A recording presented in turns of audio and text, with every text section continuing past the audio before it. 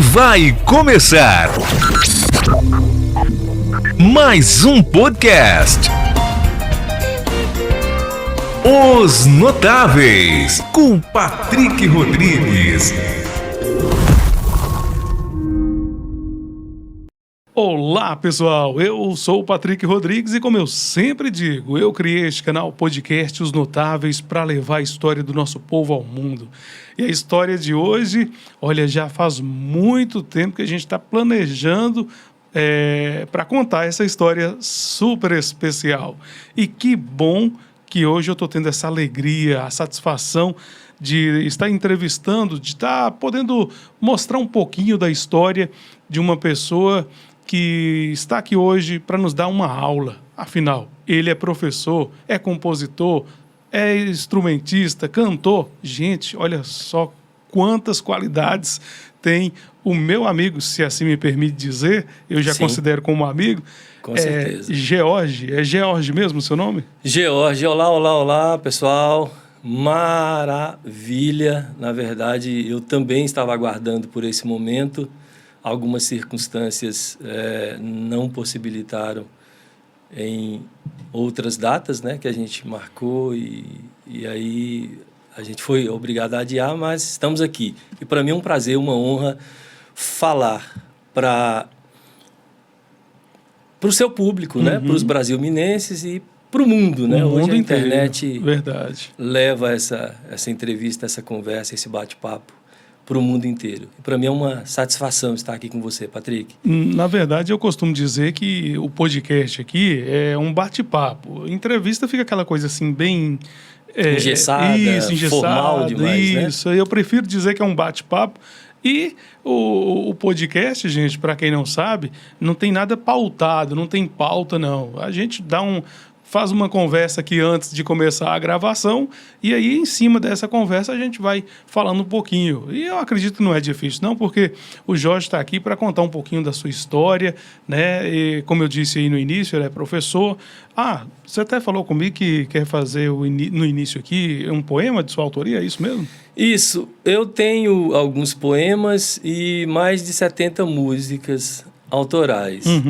Escrevi um livro também, a gente vai mostrar ao longo da conversa, né? É isso que eu fui presenteado aqui? Isso. Casos Fatais entre Fatos Casuais. É um livro de contos.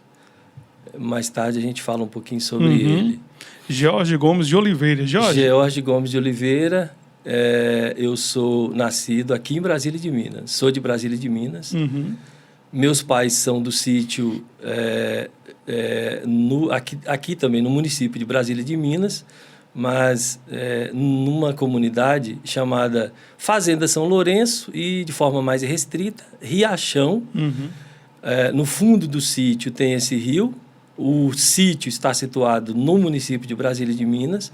Do outro lado do rio já fica o município de Coração de Jesus e, subindo esse rio, meio quilômetro acima, já é o município de Mirabela. Então, é um recanto. A gente está aí tendo a influência desses 3 municípios. Atualmente, eu moro em Montes Claros desde a década de 90. Né? O Riachão, gente, que ele mencionou aí, é o mesmo Riachão onde nasceu o Zé Coco do Riachão, né?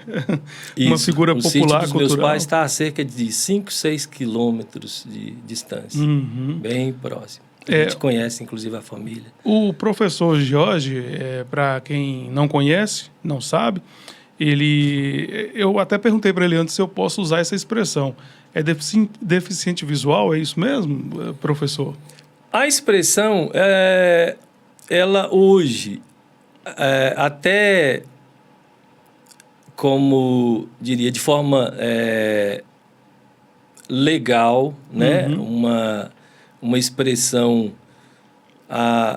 assim, melhor ajustada e que contempla melhor as pessoas com perda visual ou com qualquer outra deficiência, é pessoa com deficiência, ou também chamada de PCD. O que acontece? Se você falar em pessoa cega, você tem um público.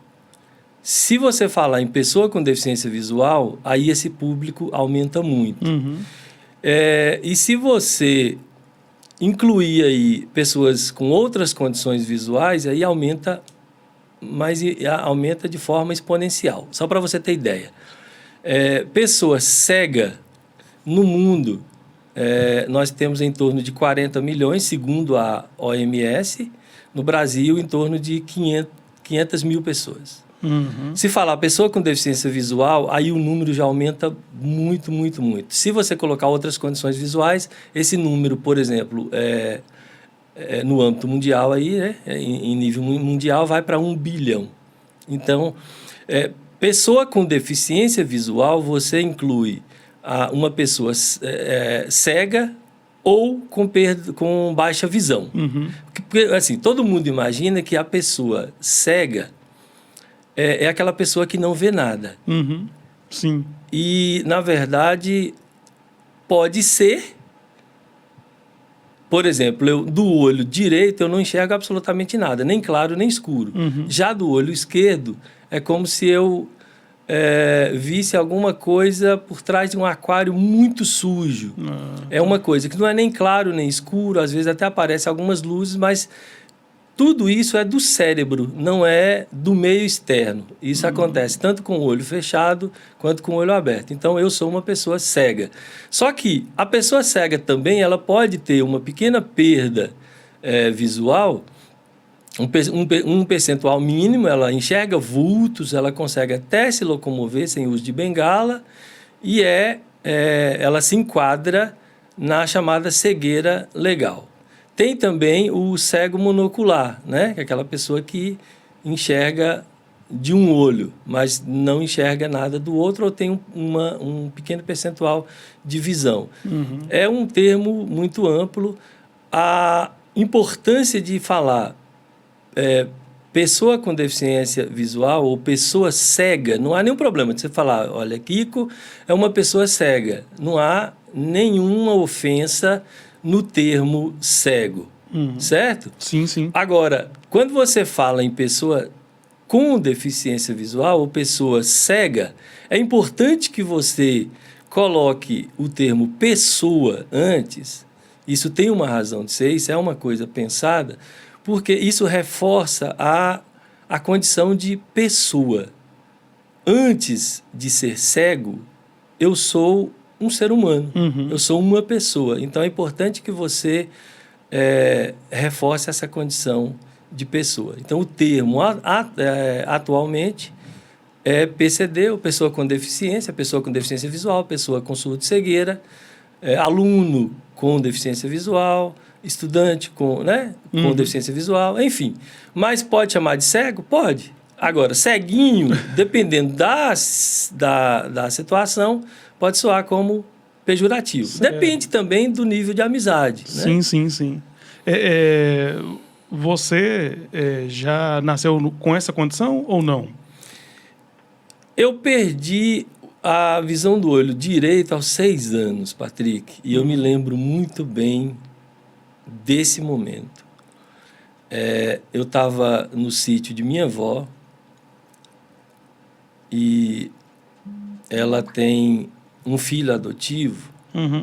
Na verdade, ela criava um rapaz na época e ele arriou o cavalo e ia resolver alguma coisa num sítio vizinho.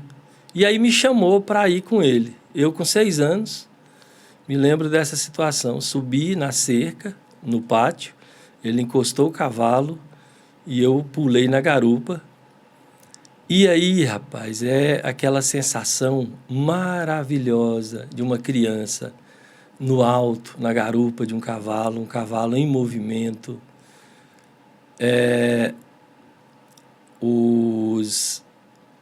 Os gregos, a filosofia grega até tenta definir esse momento, o que é um momento de felicidade, e se encaixa muito bem nessa situação. A filosofia grega diz que um momento de felicidade é aquele momento que você não gostaria que acabasse tão cedo, né? Aquilo que você gostaria que permanecesse, quando você vive uma felicidade intensa, se você pudesse, você até tornaria aquilo eterno. Certo. E aí o cavalo em movimento saiu do pátio, chegamos num caminho que margeava uma moita de bambu. A gente estava embaixo dessa moita de bambu, ela bem grande, bem imponente. O cavalo parou ali, empacou. E eu queria que o cavalo continuasse com aquele movimento. Eu, contente com tudo aquilo, eu comecei a bater os pés na barriga do cavalo, ali, que o pessoal da roça chama de vazio. Vazio? Isso, nos vasos ali, no vazio. Bateu Isso. ali naquela altura ali do cavalo. Ele se estranhou com aquilo, começou a pular e jogou eu e o meu companheiro, o cavaleiro, no chão.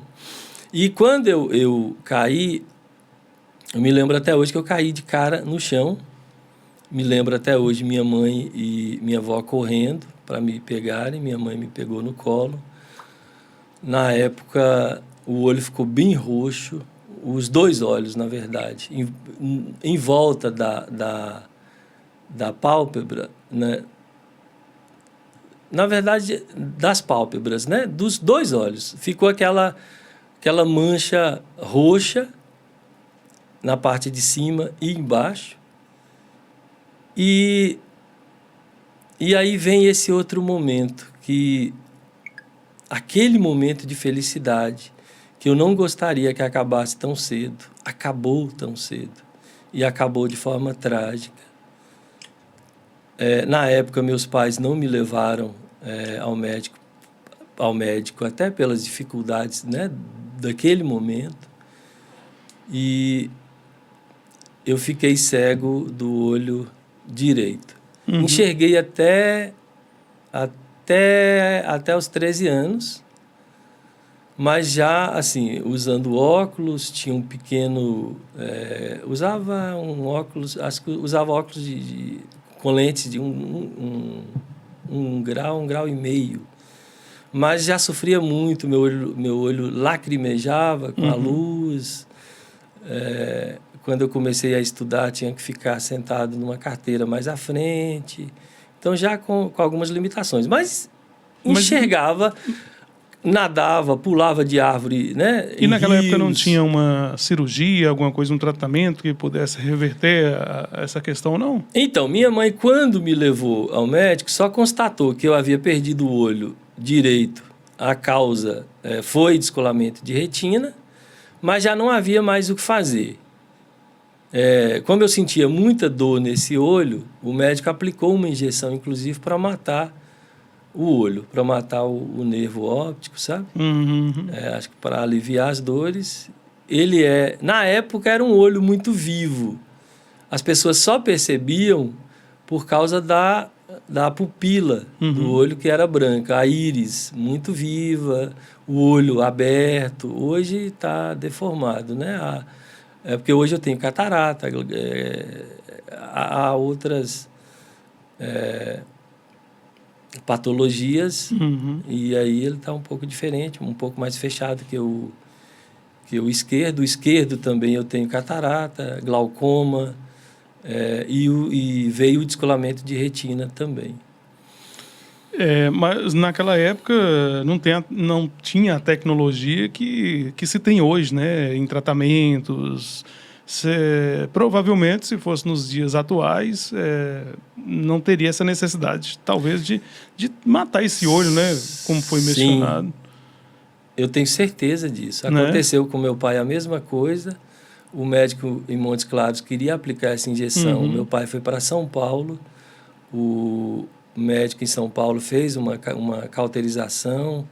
Ele teve glaucoma, né? Perdeu 90% da visão, mas com o tratamento em São Paulo, ele conseguiu manter os 10% da visão do olho, não me lembro se direito ou esquerdo, mas não houve essa necessidade de matar o olho. Do olho esquerdo, Patrick, quando eu estava de férias e E aí pela manhã, eu comecei a enxergar uma espécie de um pequeno arco-íris no campo visual, na parte inferior. E à medida que o tempo foi passando, esse arco-íris foi aumentando, foi ocupando o campo visual, foi escurecendo. Era a retina do olho esquerdo que estava descolando. Eu estava de férias, só que criança é aquela coisa, fica sempre na esperança de que vai passar, e aí aquilo foi aumentando. Eu me lembro que houve um momento que minha mãe pediu para levar café para um tratorista que estava trabalhando em casa na época. Eu fui levar esse café, né? Ficava a cerca de meio quilômetro de casa. Eu já não enxergava mais os pés. Eu enxergava do campo visual, assim, da metade para cima. E aí, ao final do dia, o olho já estava praticamente todo coberto por essa mancha escura, por essa cortina escura. E aí foi o momento que eu falei para os meus pais.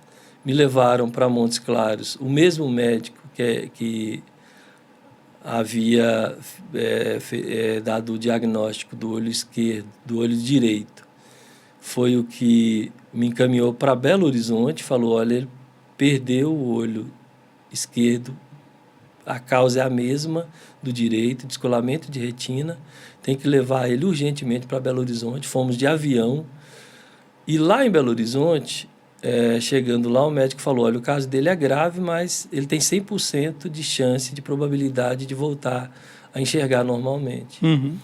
Passei por 2 cirurgias, aquela mancha escura sumiu, eu passei a enxergar do olho todo, só que com aquela visão embaçada, eu via vultos.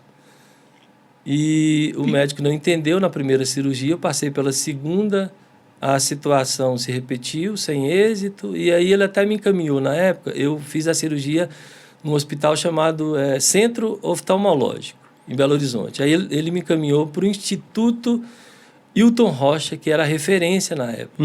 E essa cirurgia era um hospital particular, a cirurgia ficaria muito caro, mas o médico tinha um irmão que trabalhava lá e ele ficou tão preocupado que ele me encaminhou para uma terceira cirurgia totalmente gratuita.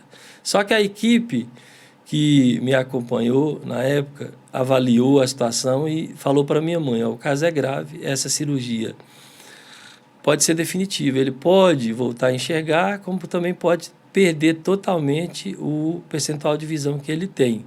A senhora assina um termo de responsabilidade? Aí minha mãe ficou preocupada, perguntou para mim, na época eu tinha 13 anos, fiquei também muito inseguro, acabei deixando por um outro momento, a gente veio embora, nunca houve esse momento e aos poucos eu fui perdendo a visão e já faz mais de 25 anos, 30 talvez. Então não foi realizada a cirurgia? A terceira não. Não, né? E aí depois que eu voltei ao médico, aí ficou constatado, na verdade, que a perda era proveniente de uma má formação da retina, então não teria jeito realmente a cirurgia. E depois o nervo óptico atrofiou. Segundo o médico, a retina descolou, enrolou no nervo óptico e cicatrizou. Então não há mais o que fazer, só um milagre. E quando a gente fala só um milagre, a gente diz isso, eu digo com muita esperança, porque eu confio no Deus que eu sirvo, no Deus que é o seu Deus. Né? A gente acredita, com certeza, que sendo da vontade dele, tudo é possível. Você falando sobre isso, eu me recordei agora da entrevista que eu fiz aqui com a Thelma que perdeu a visão, né? E eu fiz essa pergunta para ela, Thelma, como é que é? Não tem jeito? Não tem uma cirurgia, algo que possa ser feito? Ela, Patrick, aos olhos do homem, não tem jeito, eu não volto a enxergar, mas para Deus nada é impossível. E eu achei muito interessante quando ela falou isso, e aí, Nós ficamos aqui algumas horas falando a respeito dessa situação que aconteceu com ela, porque ela perdeu a visão já na fase adulta da vida. Ela já era casada, tem filhos, né? Sim. E ela pensou, ela até questionou, ela até falou sobre isso aqui, que falou com o marido dela, a gente vai separar porque eu vou ser um peso na sua vida e tal. A história é muito bonita, muito interessante, e quando ela coloca Deus diante da situação, a história ainda se torna ainda mais emocionante e impactante para quem assiste. Eu acabei te interrompendo no momento em que você ia fazer o poema e acabou que o poema não saiu. Eu vou fazer, então, o seguinte, eu vou voltar. Você falou sobre a questão da perda da visão. Eu vou voltar um pouquinho agora para você fazer o poema. Afinal, gente, ali ao lado tem um violão. Daqui a pouquinho vocês vão ouvir, né, as composições do Jorge. Aqui nas minhas mãos tem o livro que ele me presenteou, e tudo isso nós vamos ficar sabendo. Nós vamos perguntar para ele se ele aprendeu a tocar violão, foi depois que perdeu a visão, se foi antes, ali na fase de criança, antes dos 13 anos, enfim, tudo isso vai ser esclarecido. Jorge, eu já ia te chamar de Kiko, porque Jonas falou, Patrick, chama Kiko. Por que Kiko? Em casa, rapaz, meus pais tiveram 10 filhos. E ele, assim como acontecia com muitas famílias há algumas décadas, deixava para registrar os filhos mais velhos. E meu pai registrou 5 filhos de uma vez. Eu já estava com 6 anos. E minha irmã, por exemplo, eu tenho uma irmã que foi registrada com 9 anos. Ela escolheu o próprio nome, Cláudia Roseli. Ela escolheu? Que legal, olha isso, se fosse assim todo mundo. E eu me lembro, na época, o pessoal escolhendo o meu nome. Você vai se chamar George. Uhum.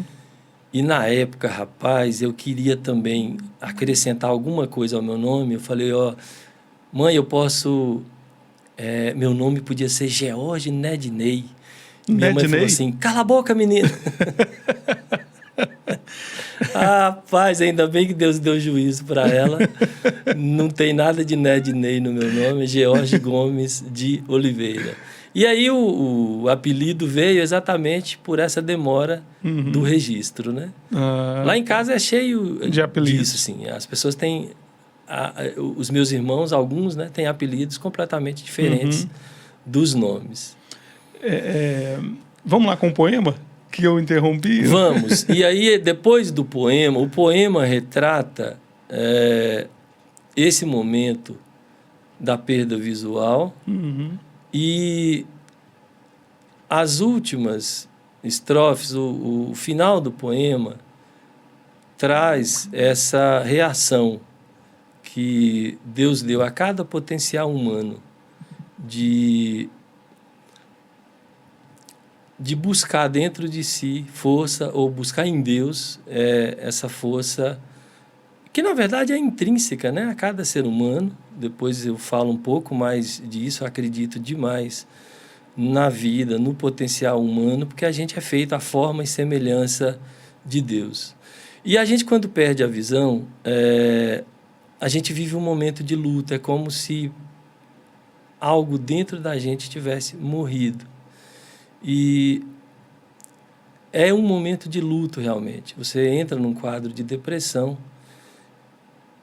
E eu fiz esse poema muito tempo mais tarde, né? Mas ele retrata desde o momento da perda até a reação, até o momento em que eu retomo as rédeas da minha vida, e daqui a pouco a gente fala sobre isso. Sim, sim. O poema se chama Inclusão Social. Vamos lá. Por ser tão lastimoso o gozo de minha vida, sinto-me preso no meu próprio desprezo. Por diversas vezes vi minha existência quase destruída. Ai de mim não fosse Deus maior que meu desespero. Mas naufragar parece ser minha sina, e ninguém me diz por quê. Ó vida, por favor, me ensina a gostar de mim e muito mais de você. Por favor, estenda-me sua mão. Não me trate apenas como deficiente. Ajude-me a ser um cidadão. Ajude-me a ser gente. Cansei de ser um ser, assim sem ser, sem ter nem ver. Cansei de ser um navio sem porto, sem cais, uma música sem notas, um filho sem paz. Infelizmente é assim que me vejo, apesar de jamais ter sido órfão na vida, jamais. Aliás, quero lhes apresentar os meus pais. Sou filho da dor, de uma alma esquecida, de um céu sem cor, de uma vida perdida. Nada mais que um palco vazio, que uma lua sem amantes, que Colombo sem mar, sem navios, que a Índia sem Mahatma Gandhi. E de quem é a culpa, meu Deus? De quem? Minha, é claro, mas também de todo mundo que me ignora. Minha por não ter sido capaz de me enxergar tão bem. De todos que me contemplam, se lamentam, depois vão embora. Mas agora chega de sofrer calado, chega de palavras vazias, chega de ouvir coitado, chega de me iludir com meras fantasias. Eu preciso bem mais que belas teorias, eu preciso bem mais que apoio verbal. Até quando sofrerão as minorias? Respondam-me com essa tal inclusão social. Olha aí, que legal. E é nesse momento, principalmente nos últimos versos do poema, que eu gostaria de retomar essa fala, quando eu digo que eu sirvo um Deus vivo e tenho plena convicção disso, é que quando eu perdi a visão, quando eu não me submeti a essa terceira cirurgia, eu fui obrigado a ir para o sítio, viver com meus pais. Antes, eu morava aqui em Brasília de Minas, na casa dos meus avós, ali no fundo do Mestre Abila. Aí, quando eu perdi a visão, eu tive que ir para o sítio com meus pais. E ali eu passaria a viver sem perspectiva de um futuro melhor, de autonomia, de independência. E aí que entra a mão de Deus. Eu comecei a ter uma série de sonhos. Sonhos? Isso. E eu sonhava numa sala de aula, eu sentado na primeira carteira, não enxergava. O professor ia escrevendo no quadro e eu me esforçava para olhar, não via nada. Pedia alguém do lado para ditar e não conseguia copiar. E eu sempre acordava com um alívio enorme, assim, graças a Deus, era um sonho ou um pesadelo. Só que esse sonho, ele foi se repetindo. Era um sonho que acontecia muitas vezes ao longo de cada ano. E foi assim, 86, 87, 88, 89. E os sonhos diziam sempre a mesma coisa? Sempre a mesma Sempre? coisa, sempre a mesma coisa. Parece que era aquele cutucão, sabe? Deus me chamando para a vida. Sim, sim. E eu me lembro, rapaz, que na época eu ganhei um violão nesse período e ganhei também um curso de inglês por áudio, né? Tinha o material escrito e tinha as fitas, cassete na época.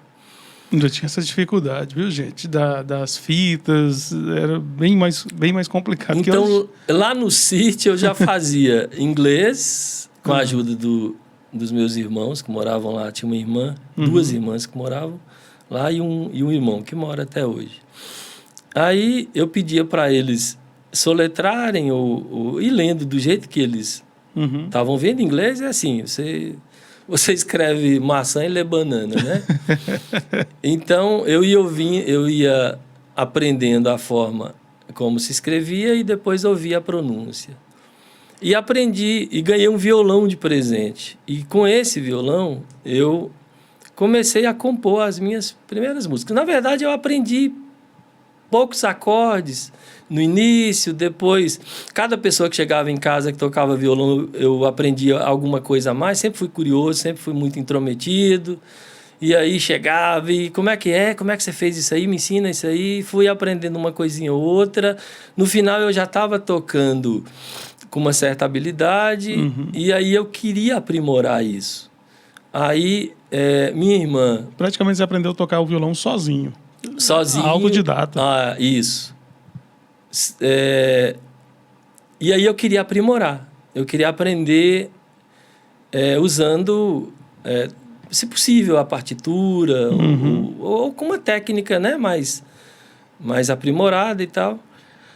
E aí eu tive vontade de ir para Montes Claros para entrar no conservatório. E na época eu tenho uma irmã que trabalha no Banco do Nordeste até hoje, na assessoria jurídica do banco.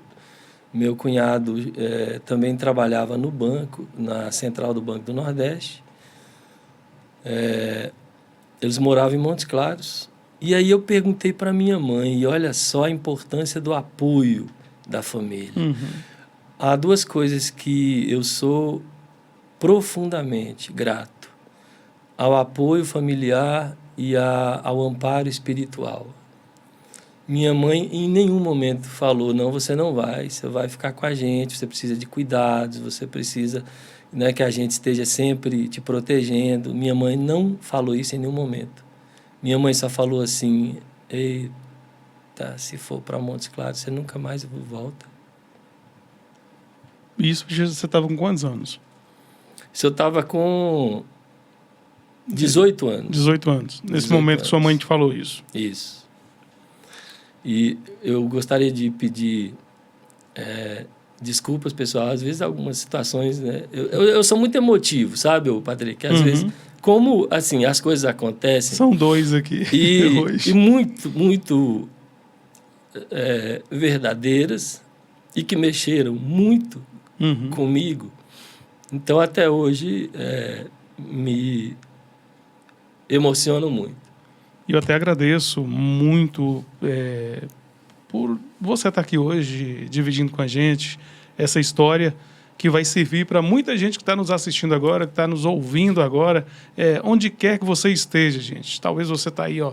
Eu costumo dizer que hoje a internet dá essa possibilidade de levar o que a gente grava aqui às pessoas que estão na roça, independente do lugar que você esteja, que está ouvindo esse testemunho, que isso aqui é um testemunho de vida espetacular, que sirva para que você possa também dar mais motivos para você estar vivo e desfrutar dessa coisa maravilhosa, desse dom especial que Deus deu, que é a vida. Eu costumo dizer que a vida é um dos dons perfeitos que Deus nos deu, nos proporcionou, e que você possa viver na sua mais pura essência.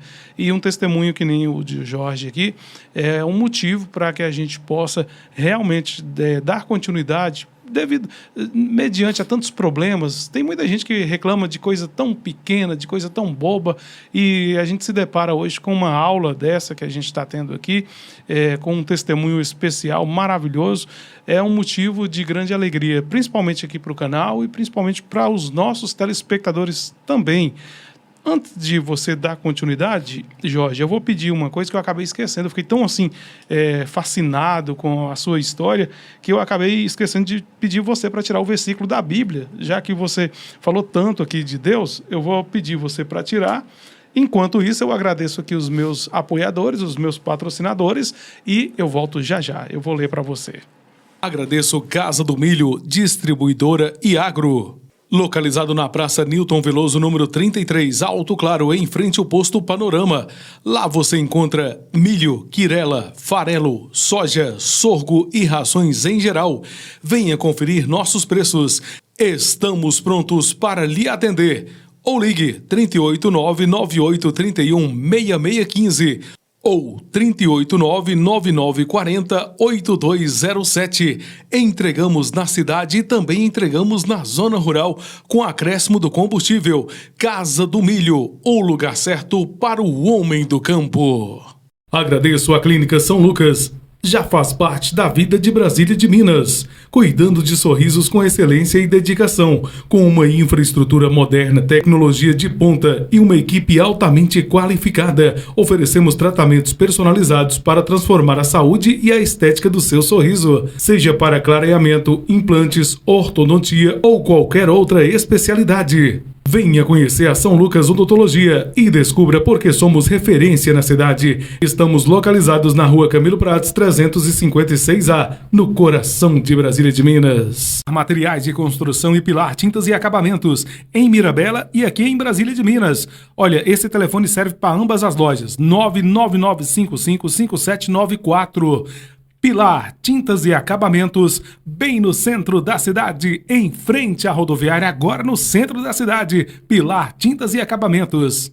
Drogaria Barbosa, é a drogaria do Barbosinha, na Coronel Sansão, no centro, ao lado da prefeitura. 99207-9819, Drogaria Barbosa.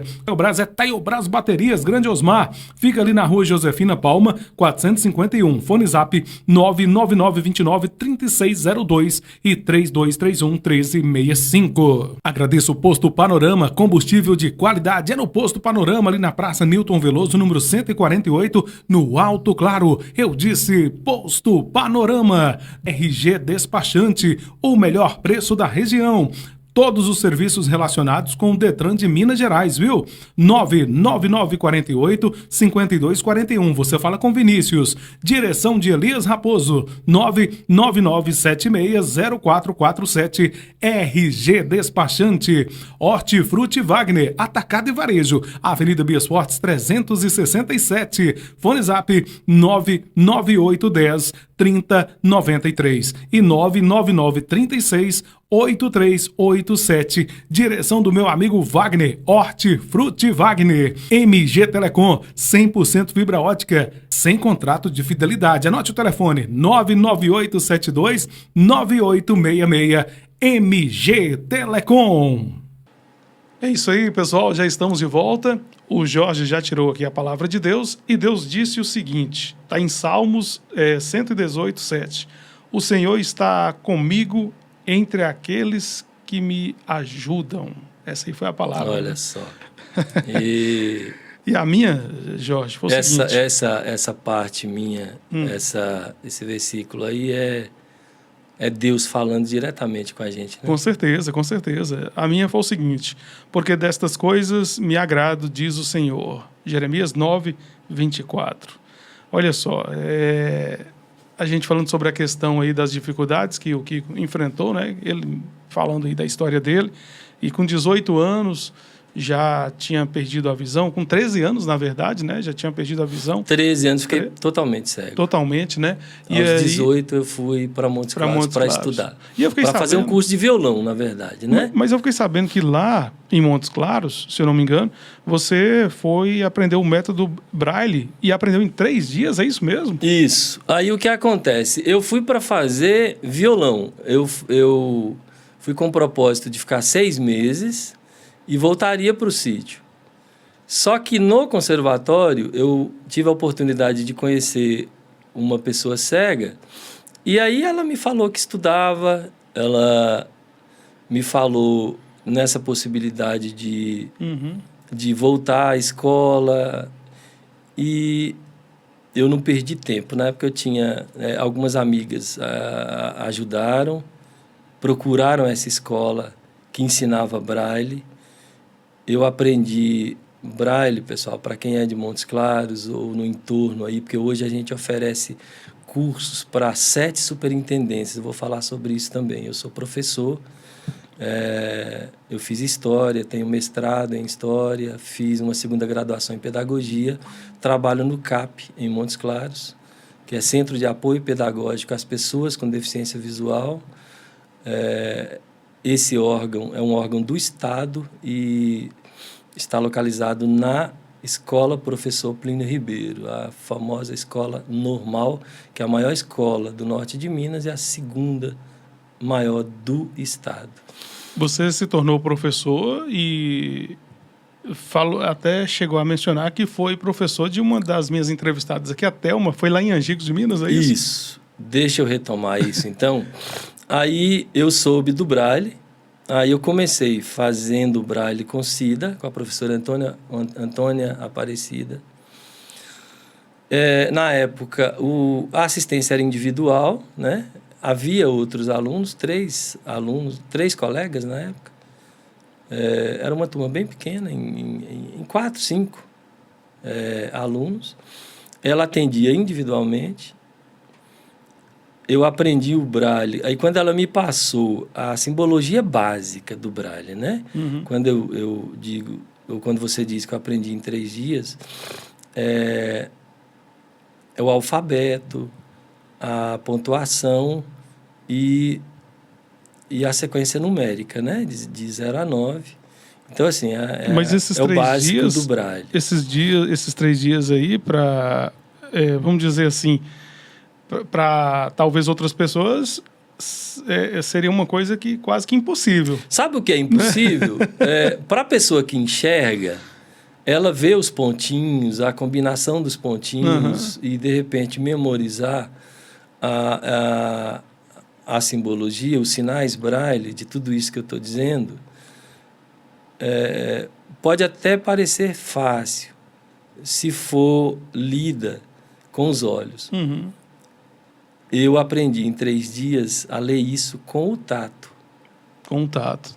O mais difícil, o mais complicado nesse sistema de escrita e leitura do Braille é você desenvolver a percepção tátil. Uhum. É você conseguir ler o tato. Hoje eu trabalho como professor revisor, eu leio em média 50 páginas em Braille. A simbologia, o sistema Braille em si, ele representa todas as áreas do conhecimento, né? Então, a gente trabalha com várias disciplinas, a gente trabalha com o ensino fundamental e o ensino médio. Então, o primeiro material que eu revisei, só para você ter ideia, ele falava sobre direito canônico. Uhum. A gente revisa material de matemática, física, química, história, geografia, todas as disciplinas, inglês.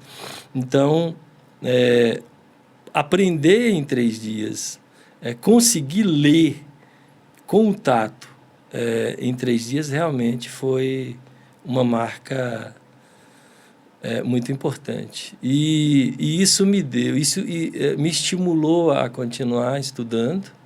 Na época, eu terminei o ensino fundamental nessa escola com uma professora cega. Minha irmã, essa que trabalha no Banco do Nordeste, me levava, que é a Cláudia Roseli, né? Ela me levava à escola, me buscava. Com o tempo, eu fui aprendendo a voltar sozinho. Voltava com um colega, descia num ponto de ônibus, e desse ponto de ônibus eu ia até a casa de minha irmã, sozinho. Na época eu enxergava vultos, né? E aí o que acontece? Terminei o ensino fundamental. E aí, o que fazer? Eu resolvi, na época, fazer um curso técnico na Escola Técnica, em Montes Claros. É uma escola bastante conhecida. E lá acontecia o seguinte: quem não fez o ensino fundamental na escola, o aluno que não era da própria escola, ali no ensino fundamental, eu já estava indo para o ensino médio, aí era submetido a uma espécie de seleção, eles chamavam de vestibulinho. Uhum. Era uma espécie de... É uma prova mesmo, você fazia com várias áreas, com questões, né, abrangendo ali, principalmente português, matemática, mas havia outras perguntas, e ainda havia uma redação. E na época eu tive que fazer tudo isso no Braille. A prova foi oral, né? O professor aplicou a prova oralmente, e a redação eu tive que fazer no Braille e depois para ser transcrita, né, em tinta. E, rapaz, eu soube depois. Aí eu fui aprovado. Comecei a estudar. Na época eu tinha dificuldade, porque o horário aí eu já passava a estudar à tarde, era no turno vespertino. Minha irmã já não podia me levar, porque no horário que eu entrava na escola ela ainda estava na agência, né? Estava no banco. E aí eu tive a dificuldade de me deslocar. Até hoje eu não uso bengala, Patrick, eu sou um cego nessa parte da locomoção independente, ainda estou conquistando, fiz um curso agora, recentemente, um curso de orientação e mobilidade, mas eu nunca, ao longo da minha carreira estudantil, profissional, eu nunca usei bengala. E aí eu tinha essa dificuldade de me deslocar para a escola. Eu achei, assim, rapidamente, até achei, assim, super interessante, porque quando o Jorge chegou aqui, quem trouxe foi a sogrona. Foi a sogra. Aí, a sogra Rita de Cássia. Isso. Ela falou, olha, você fala lá que eu sou como uma segunda mãe para você. E realmente é uma pessoa de um coração enorme, admiro demais. Meu sogro, minha sogra, o sou apaixonado por eles. É Delvan, viu, gente? Para o pessoal que é de Brasília de Minas. Delvan do táxi. Aí o que eu ia dizer?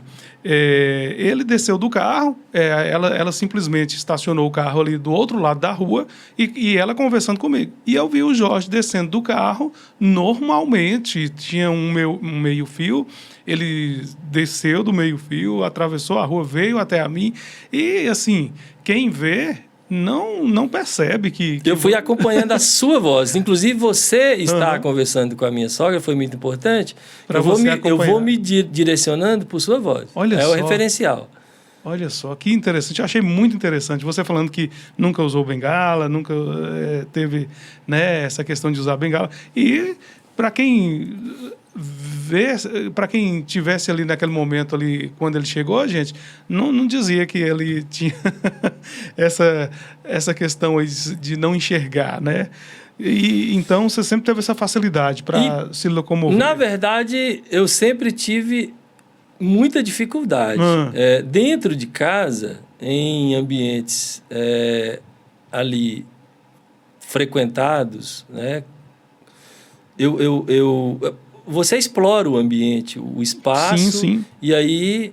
Porque, na verdade, antes da bengala, você usa o corpo mesmo. Você usa os outros sentidos para explorar o espaço, né? E o deslocamento depende muito da chamada sinestesia, que é essa coisa de sentir o entorno, você conhecer...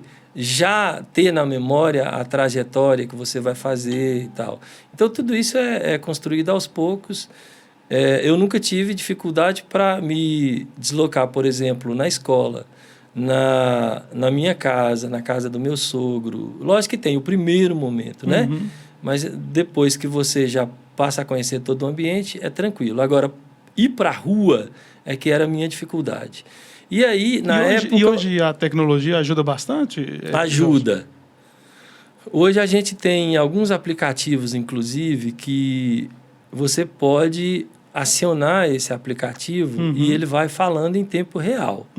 Tá. Tem aplicativo que é uma espécie é uma espécie de Waze, de Google Maps. Sim. Chama Lazarilo. Mas há outros, né? Que você, com ele no bolso, no celular, você ativa o app, né? E coloca no ouvido, o fone no ouvido, ele vai falando a rua que você está cruzando, se está passando por uma praça, se ela tiver mapeada, fala o nome da praça, fala o nome da igreja, da escola, vai falando por onde você vai passando. Mas ainda assim você precisa ter essa habilidade, né? Sim.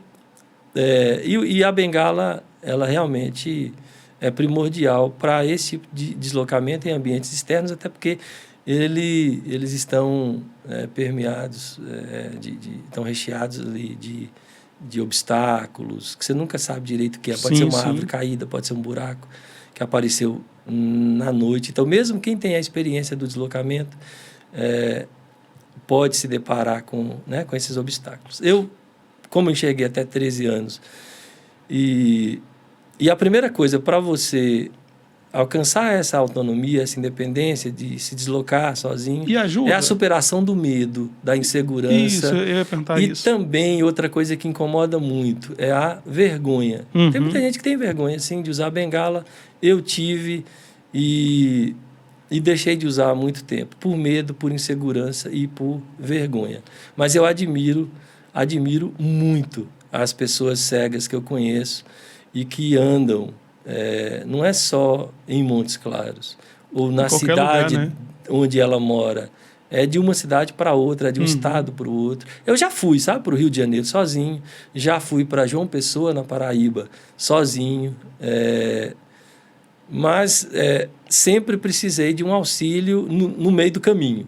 O fato de você já ter enxergado, você acha que facilita essa locomoção por ter na sua memória essa questão de ambiente, de espaço? Ajuda no sentido de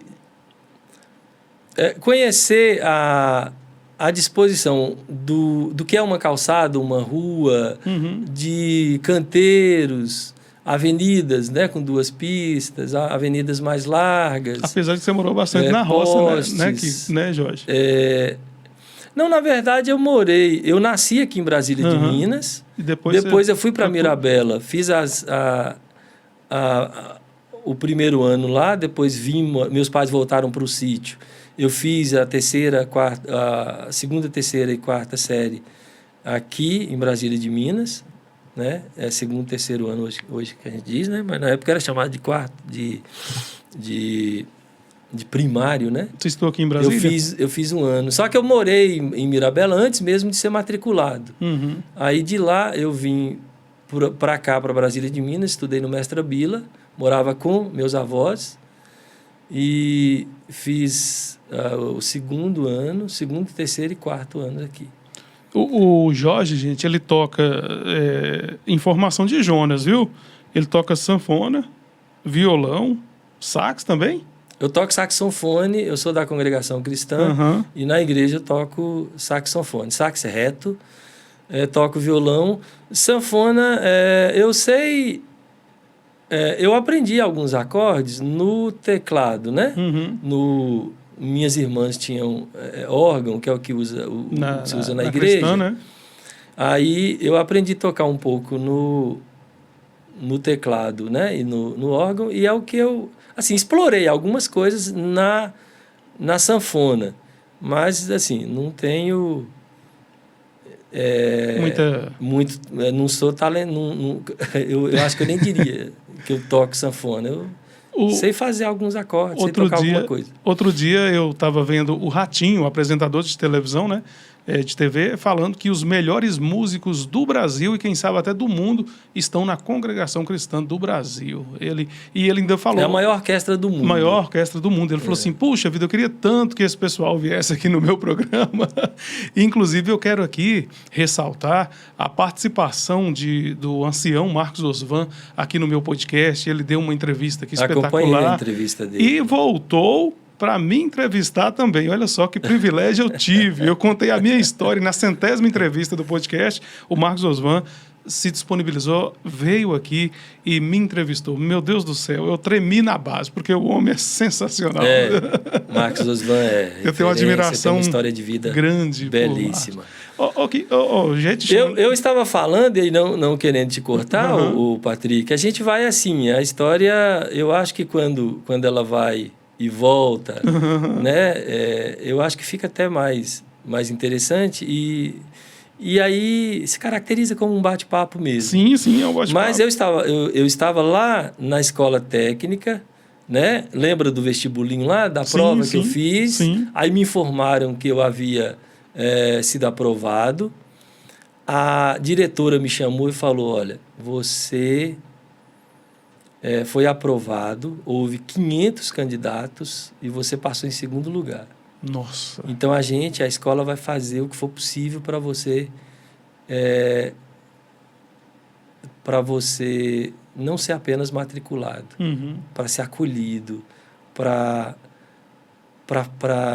concluir o curso aqui. Na época, a escola técnica funcionava assim. Havia o primeiro ano, que era com matérias de formação geral, e, de acordo, né, conforme a nota, você escolhia 4 cursos, que era o curso de processamento de dados, química, eletrônica e eletromecânica. Aí dependia da nota. Uhum. E eu comecei a estudar, Patrick, e tinha a dificuldade de como chegar à escola. Certo. E nessa época, Jonas estava em Brasília, estava em Montes Claros. Eu conheci Jonas pouco tempo antes, e olha para você ver como Deus vai movendo as coisas. Aí Jonas estava em Brasília de Minas, estava em Montes Claros nessa época, fazendo, não me lembro bem o quê, mas ele ficaria uma semana lá. E ele foi em casa me visitar, eu falei com ele que estava iniciando o ensino médio na escola técnica e estava com dificuldade para ir. Ele falou, não, pode deixar que eu te levo. E ele me levou o primeiro dia, o segundo, o terceiro. E aí, rapaz, lá na escola, com aquela mudança de professores, porque lá no ensino fundamental eu tinha um atendimento individualizado. E lá na escola técnica eram professores que enxergavam aulas totalmente direcionadas para a turma.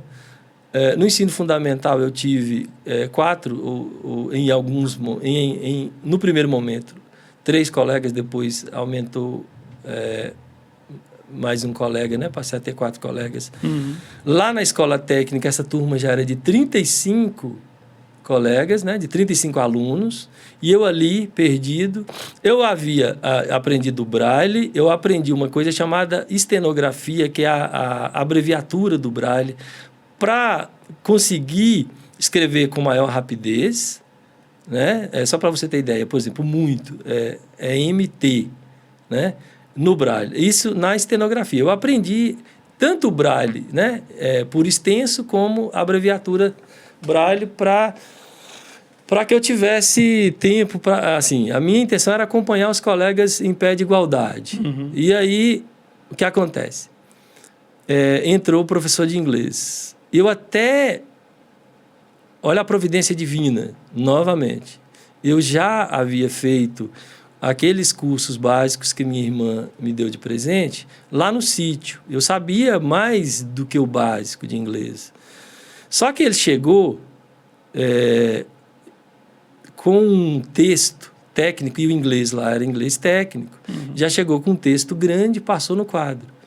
Então, com um monte de palavras que eu não conhecia, eu pedi o colega do lado para escrever, e aí eu tinha dificuldade. O professor chegou para me ajudar também, e foi a única vez na minha carreira estudantil que eu ouvi um comentário preconceituoso. Certo. Uma colega falou, mas desse jeito não dá, ele vai acabar prejudicando a gente, porque o professor havia parado ali em um momento para ditar algumas palavras.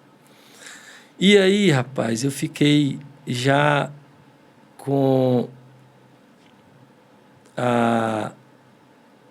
já fiquei muito abatido naquele momento.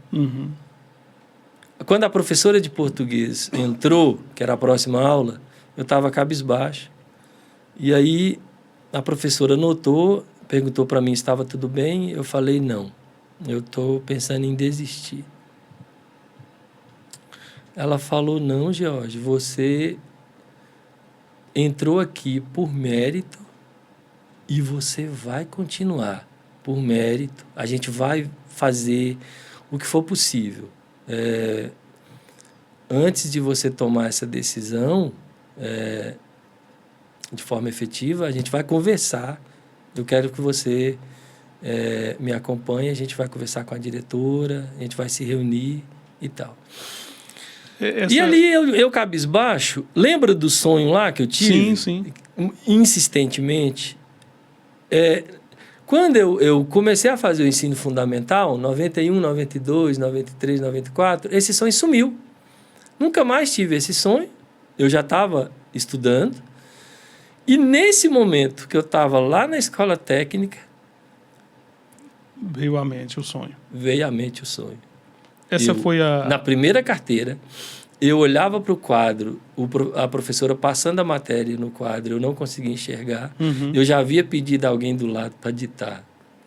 Não conseguia copiar na mesma velocidade dos colegas. E aí, eu ouvi uma voz. E ela dizia: eis aí o cumprimento da revelação. Olha só, que forte. E naquele momento, essa voz me pediu para olhar para frente. Eu olhei e eu senti no coração uma outra frase. Quanto maior a batalha, maior será a vitória. Amém. E, para resumir, eu não tinha ninguém para me levar para a escola. Jonas ficaria só até a sexta-feira. Esse dia a professora fez uma dinâmica, foi ela que fez no terceiro dia, perguntando para cada aluno onde ele morava, o que ele pretendia fazer, né, dos 4 cursos, química, processamento de dados, eletrônica e tal. Aí eu ouvi um colega lá no fundo, ali eu moro na rua Germano Gonçalves, eu morava na Germano Gonçalves e o número que ele falou era quase do lado da minha casa. Não, providência de Deus. Dali, a partir dali, já tinha a pessoa que me conduziria para a escola todos os dias. Para resumir, eu continuei estudando, esse colega me ajudou muito, ele chama Luiz Fernando, da família Xavier, René Xavier, da empresa, né?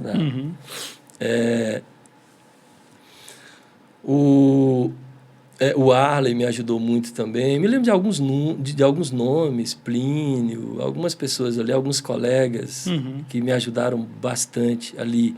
Iam para casa para ler os textos, fazer atividade junto. E eu era muito dedicado, sabe? Assim, final de semana era para estudar. Eu me dedicava ao máximo. Tive um outro professor, Ismael, professor de física, que ele falou: olha, eu tenho a minha esposa é advogada e ela usa muito gravador, de repente para você seria uma ferramenta importante. Eu ganhei esse gravador, minha irmã comprou para mim, na época eu usava fita cassete. Patrick, eu passei a gravar tudo. Gravava tudo. Gravava as aulas, o que eu não entendia, eu pegava um reforço ali com os professores ou com os colegas. Agora eu imagino quantas fitas você não tinha que comprar, né? Não, lá em casa chegou um momento na casa de minha irmã que você tocasse a campainha, caía fita do teto, você abrisse o forno, tinha fita no forno do fogão. Era fita para tudo quanto é lado. É para essa geração agora, pessoal, vocês aí que são mais novos, vocês não têm noção. A fita gravava 60 minutos. 60 minutos. Né? Isso. E aí, assim, você até encontrava algumas maiores de 90, mas aí ela com o tempo enrolava e aquele troço não rodava. E era complicado. Eu comprava sempre as de 60 minutos. Antes, pessoal, não tinha essa questão de você pegar um telefone aqui e gravar 5 horas de áudio, alguma coisa assim, ou até mesmo gravador digital, né? Com HD. Era muita dificuldade mesmo. Então... E aí, sabe o que aconteceu? O primeiro ano, em outubro eu já tinha passado em... E aí eu conversando com o meu cunhado, ele falou: não, mas olha, você tem que considerar a sua limitação, sua dificuldade. Se você repetir o primeiro ano, 7 anos, ainda não é motivo de você desistir. A persistência é que vai te mostrar o caminho. Mas Deus foi tão bondoso comigo que... E pela dedicação, né? Porque a gente não pode transferir tudo para Deus. Deus dá as condições, o próprio... em cada potencial humano já há uma série de habilidades, né? Uma série de sementinha plantada aí, que ela bem regada vai gerando árvores frondosas e que vão apontando o futuro. Né? Ela pode ser frutífera ou não, pode produzir bons frutos ou não. Depende das suas escolhas. E eu fiz a escolha de abraçar cada oportunidade que eu tive na vida. E em outubro eu já havia passado em todas as disciplinas. A minha nota no final daquele ano foi a maior dos 5 primeiros anos do turno vespertino. Ganhei uma medalha na época, inclusive. Olha só. E foi, assim, um momento, um divisor de águas, porque para mim, ali, já era uma prova clara de que seria possível eu chegar aonde eu quisesse ir, né? E foi a partir dali. Na verdade, eu fiquei na escola técnica até o início do 3º ano. Aquela promessa que fizeram para mim de ajudar, houve algumas resistências, ou talvez até capacitação, preparo mesmo dos professores de me acompanharem. Então, em algum momento, alguns professores me abandonaram, alguns até me desestimularam, porque falaram, olha, informática é para quem enxerga. Falavam então, isso? Um professor lá, não vou falar o nome aqui por questão de ética, mas ele chegou na minha cara e falou, informática é para quem enxerga. Eu ia te perguntar uma coisa, eu saí de lá, terminei o ensino médio, fiz o 2º ano, voltei para o 2º ano no Logos, né, já para o científico na época, me preparando para o vestibular. Fiz o 3º ano no Prisma, onde Charles, filho aqui de Albano, da saudosa Conceição, também era diretor, hoje ele é dono do Sólido, né? Um grande amigo, um grande parceiro. Charles me ajudou muito lá. E aí terminei o ensino médio no Prisma e também com boas referências, com notas... enfim, com um desempenho muito importante, uma passagem muito importante lá no Prisma, tive apoio dos professores. E aí, quando eu tentei o vestibular, eu tentei primeiro para Direito, mas aí eu conversei com o juiz na época, ele falou, olha, Direito muda muito, e aí a biblioteca lá falta muito livro, e não sei o que lá, incompleta, há déficit disso, déficit daquilo e tal. Talvez fosse melhor você fazer História. E foi até com a influência desse juiz, na época trabalhava aqui em Brasília de Minas, doutor Manuel, que era da igreja também. E eu digo era porque hoje ele não mora mais aqui em Brasília de Minas, está, acho que em Belo Horizonte, desembargador, alguma coisa assim. Mas, enfim, ele me aconselhou a fazer História. Eu fiz o vestibular para História, passei. Fiz História dos 40 alunos no curso de História, apenas 17 concluíram o curso, eu estava entre os 17. Desses 17, mais ou menos uns 14 fizeram o concurso da educação na época, em 2005. Eu fiz o concurso, aprovei, fiquei aprovado também entre os 14 colegas que tentaram na época. Na classificação geral, eu fiquei em 2º lugar e meu colega em 1º. E olha só a importância disso, porque aqui, na época, só havia uma vaga em Fernão Dias, outra em Vargem Grande, outra, não vou lembrar o nome, Santo Antônio do Retiro, alguma coisa assim. Retiro Santo Antônio. Isso. E outra de Angicos. E 2 vagas em Angicos. E na época, se eu fosse para Fernão Dias sozinho, ia ser complicado. Se eu fosse para Vargem Grande, qualquer outro lugar, morar sozinho, né, para exercer o ofício de professor, para trabalhar o dia a dia, certamente seria muito complicado. E aí, como meu colega passou em 1º e eu em 2º, nós tivemos a oportunidade de escolher a mesma escola. Aí fomos para Angicos de Minas. Leandro Aquino e eu, George Gomes. Na época a diretora era Neide, fui professor de Thelma, que deu entrevista aqui. Isso, Pimentinha. Um pessoal maravilhoso. Rapaz, a gente foi acolhido em Angicos de Minas como filhos. Angicos é uma terra maravilhosa, viu, gente? Só lembrando aqui, o pessoal, de Brasília de Minas a Angicos, é uma média aí de 15 quilômetros, estrada de chão, viu? É uma dificuldade também, porém é uma terra de pessoas acolhedoras, de um coração muito bondoso. E o que o Jorge está falando aqui é tudo verdade. E eu conseguia dormir, você acredita? Nesses 15 quilômetros que o ônibus parava, aí pegava gente com trazendo galinha, cachaça, isso o que tinha. E na volta era gente bêbada, deu aquele barulho, ele parava para o pessoal descer. E eu sei que a gente eram 15 quilômetros, aliás, são 15 quilômetros de distância. Mas de percurso de ônibus ali era quase 1 hora. Rapaz, eu dormia nesse percurso. Eu queria fazer 2 perguntas para você, mediante o que você relatou aqui há um tempo atrás, há uns minutos atrás, sobre a questão do momento em que falaram aquelas palavras que te desmotivou. Essa foi a única vez que você pensou em desistir diante das dificuldades e também diante do que falaram? Essa é a primeira pergunta. Quando eu perdi a visão e fui para o sítio, o primeiro ano você fica bem, eu gostava muito lá do sítio. O segundo, tranquilo, na época meu pai cultivava, né, lavoura, algumas atividades ali.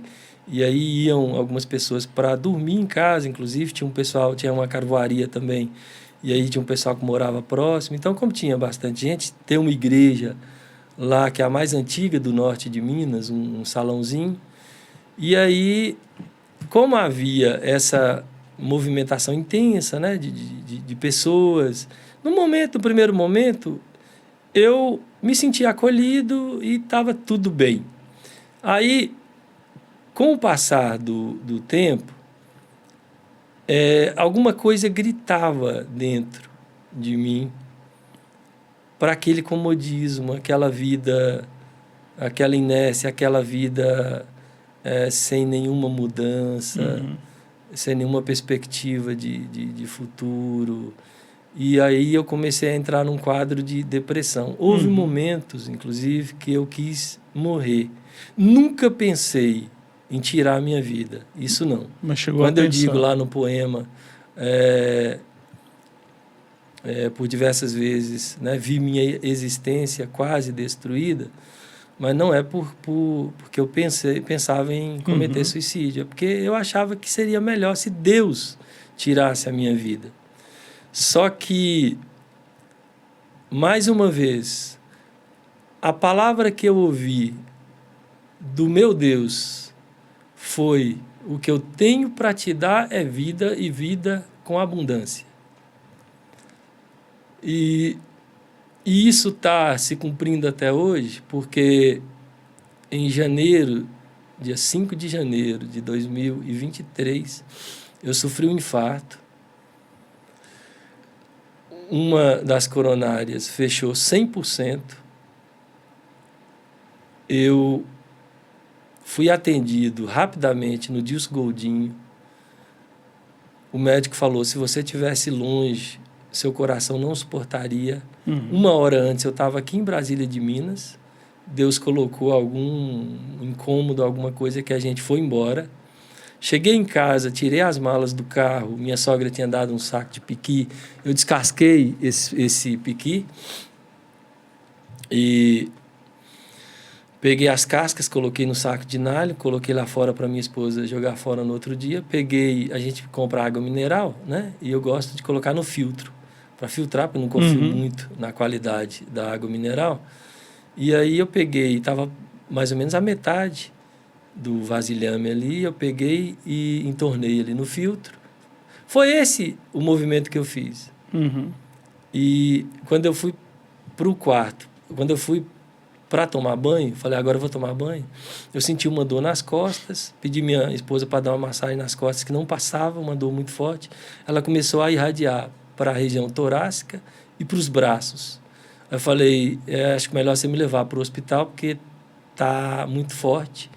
Tem uma coisa estranha. Ela rapidamente olhou no celular, pelas características, apontavam para o infarto. E aí, do jeito que eu estava, eu entrei no carro.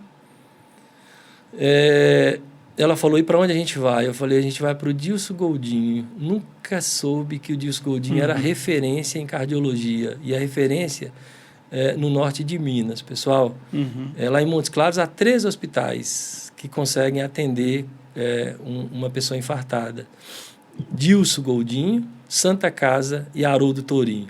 o restante é ir e morrer.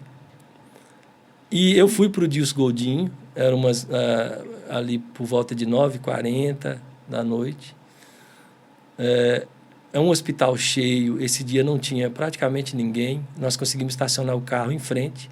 Eu desci caminhando, mas sentindo muita dor. Aí minha esposa já chegou apressada e pedindo, olha, pelo amor de Deus, atende meu esposo, que ele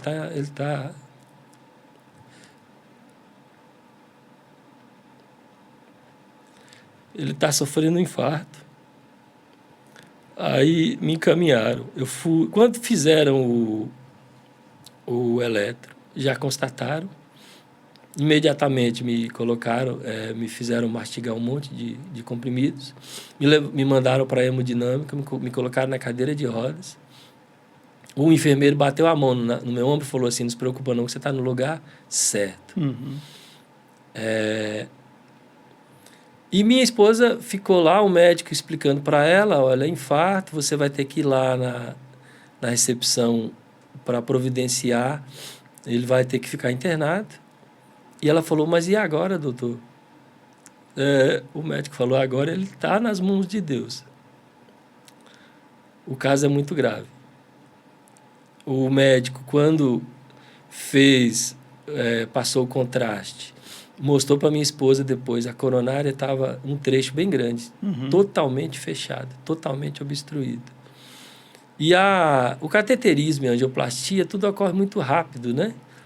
E aí foi feito ali o procedimento, o atendimento foi rápido. Então, do momento que eu senti a dor, para o momento que até esse atendimento no hospital, foi tudo muito rápido. E aí que o médico chamou a atenção depois para o resultado. Patrick, ele falou, olha, de todas as pessoas que eu atendi até hoje, o único caso de pessoas que sofreram infarto, o seu é o único que não ficou sequela nenhuma. Eu ia te perguntar justamente isso. No seu coração não há nenhuma cicatriz, não há nenhuma marca de infarto. Ali a promessa de Deus estava se cumprindo. Estava se cumprindo. O que eu tenho para te dar é vida com abundância.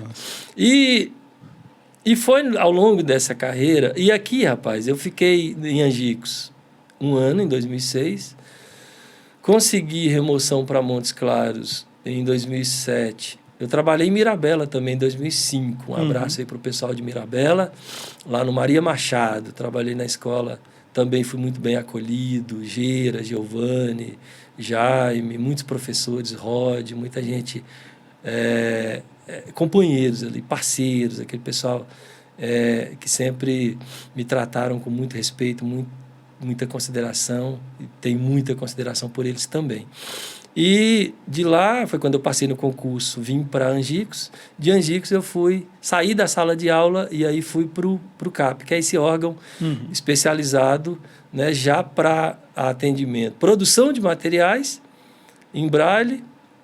A gente oferece cursos, né, tem atendimentos de alunos e a gente oferece também cursos para professores.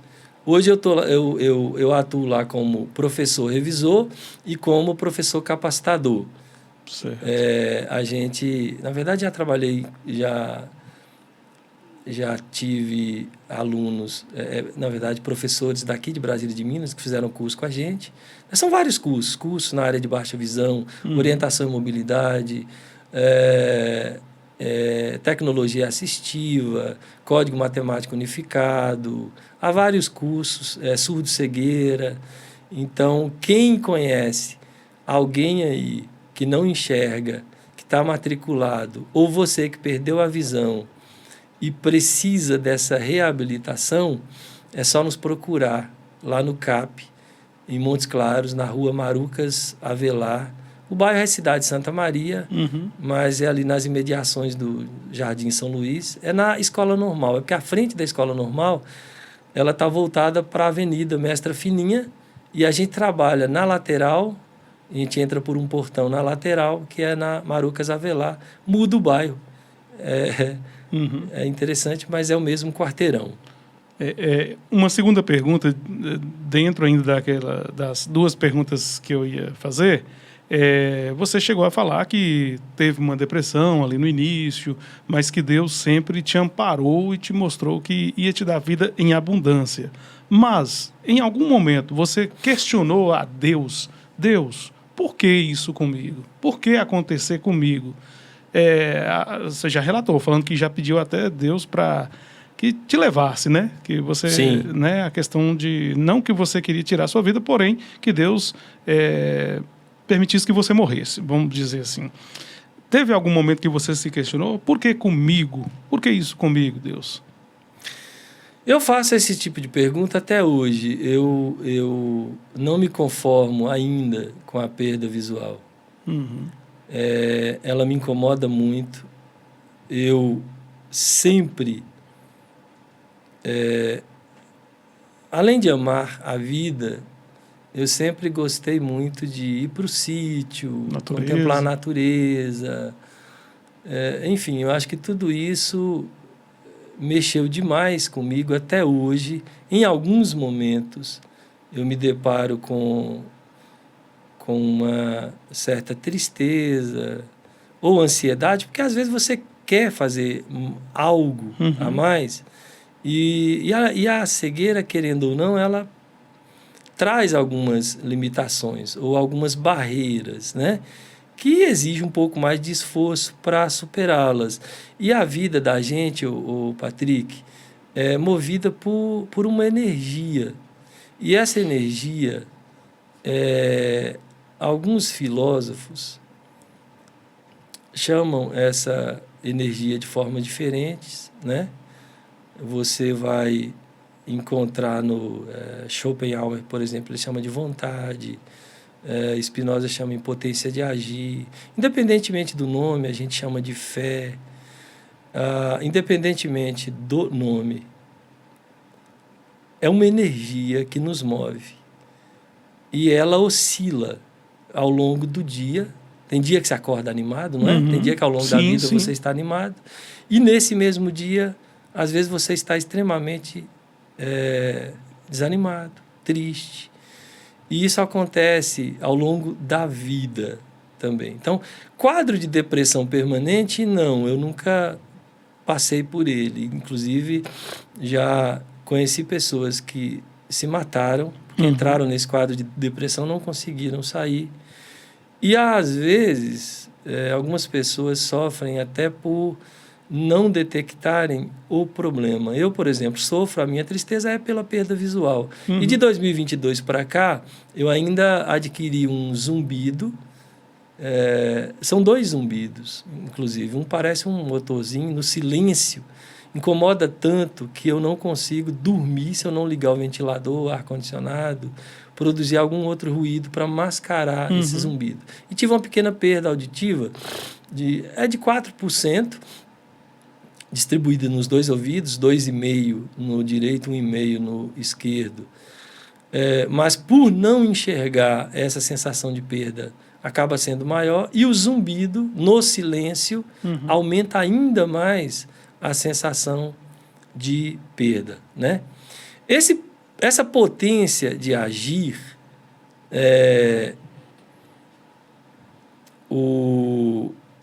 alguns filósofos falam que é uma mudança de um estado mais elevado, que é aquilo que a gente chama de alegria, né? Então, quando você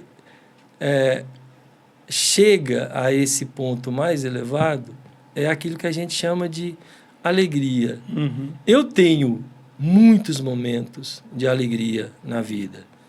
Eu tenho hoje uma esposa, uma companheira. Se eu fosse contar aqui também como ocorreu o casamento, aí teria que ser um outro podcast. Houve uma revelação também muito clara, um sinal de Deus, tudo conduzido. E vou te falar, assim, a gente começou com aluguel e eu falei, olha, eu quero morar 6 meses só de aluguel. Deus me ouviu. 6 meses depois, a gente estava comprando a nossa casa. Minha esposa fazia a graduação na Unimontes, em Biologia. Eu fiz História e o mestrado lá na Unimontes também. É Ellen, né? Sua esposa? Ellen. Ellen, né? E somente eu trabalhava na época, ela estudando. Rapaz, e aí, em 6 meses, a gente já estava comprando a nossa casa, eu trabalhando, ela estudando. Amém. No dia que Deus preparou a nossa casa, a gente conseguiu comprar um carrinho também. Eu tinha apenas um cargo quando eu casei. E Deus falou, pode casar que eu serei contigo. Em fevereiro, eu tive um colega que também teve uma cardiopatia grave. Ele não conseguiu voltar. Ele se aposentou, teve que passar por transplante, inclusive. Aí eu assumi o cargo dele, trabalho até hoje, sou efetivo em um cargo e contratado em outro. Então eu casei em janeiro de 2010, em fevereiro eu já estava com 2 cargos. E aí foi o que nos deu a condição de comprar a nossa casa. Tinha um consórcio na época, eu pedi mais acho que 4 mil emprestado para minha mãe. Comprei o carro, nós mudamos para casa num sábado, no domingo. Chegou o carro que eu comprei em São Paulo. Olha só. Você não tem filhos, né? Minha esposa... Filhos você não tem? Filhos não. Não, né? Fizemos a opção de não ter exatamente pela vontade que a gente teve de seguir carreira, de construir primeiro a nossa vida, né? Sim, sim. Minha esposa fez o mestrado, fez doutorado, pós-doutorado. Hoje ela é professora na Unimontes. E no momento de maior dificuldade... na pandemia, por exemplo, antes ela trabalhava numa universidade, numa faculdade particular, perdeu o emprego, voltou para mim, falou, e agora, o que vai ser? Eu estou preocupada. Eu falei, olha, eu tive um sonho, e nesse sonho Deus mostrava que estava com a gente. Amém. E pode dormir, pode descansar, que Deus vai cuidar de tudo. E isso foi no final de 2019, não, no início de 2019, no início de 2020, em fevereiro ela estava desempregada, em março, quando veio a pandemia, em fevereiro mesmo abriu, não, acho que foi final de janeiro, abriu a vaga como anatomista vegetal na Unimontes, ela se inscreveu, passou, é uma banca, né? Na verdade, você tem que dar aula, há todo um procedimento de seleção. E ela passou, logo veio a pandemia, então ela deu assim, a aula ministrada nos primeiros anos, foi em home office.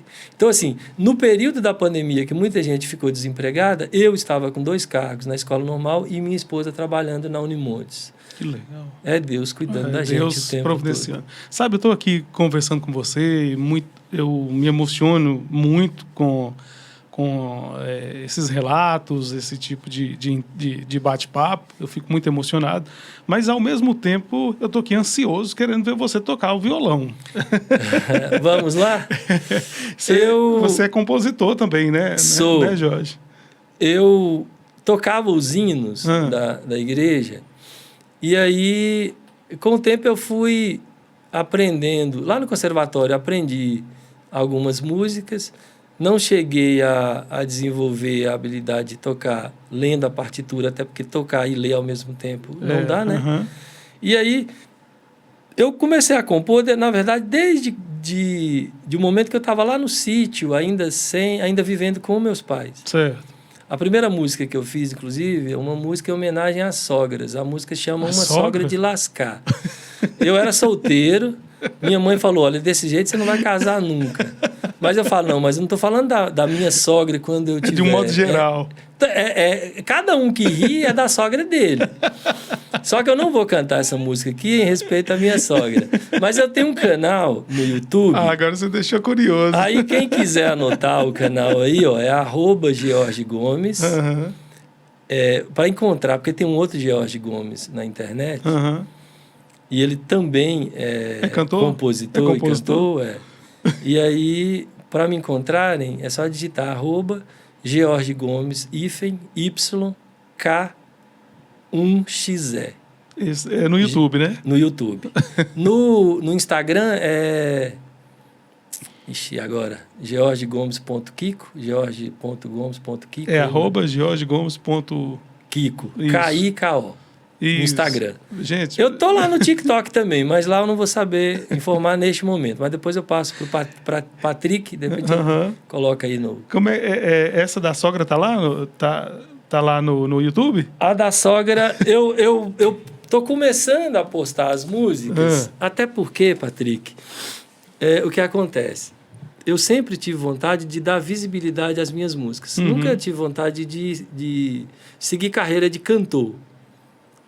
Não tenho talento, voz para isso, mas como eu fiz muita música e o pessoal gostava, eu sempre cantei com um amigo, ele sentiu uma voz, a voz dele é idêntica à de Zé Rico. Certo. E aí eu fazia a segunda.